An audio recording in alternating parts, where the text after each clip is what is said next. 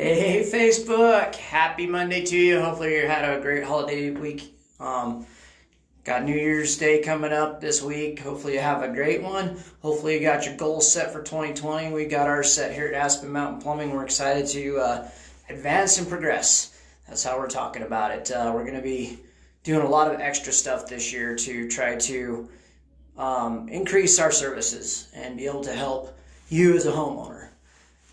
What is a clean out? What's it look like? Where is it? We get this all the time. We get a sewer call. We'll come into the home and the homeowner goes, we'll ask the homeowner, do you know where your clean out is? No, I don't even know what that looks like.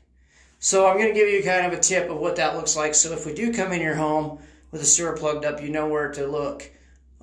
These are always going to be in the basement or in a crawl space area. Sometimes houses, if they're older, don't have them. It wasn't a code back in the 30s and the 40s and the 50s. They didn't have these as codes. So these are something that are newer code. It's so we can access it as a plumber to be able to clean out your drains. But what's it look like? Where do I find it? And I'm going to answer that right now. I'm going to flip you around to do this. I'm in my basement bathroom here. As you can see right here, give me a few minutes to get over here. I've got this round disc looking thing sitting here between the two closet doors. Now this was a cover plate that we call a cleanout cover.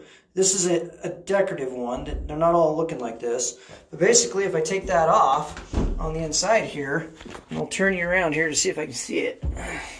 Can't really see it, but on the inside, they just sheetrocked around this pipe.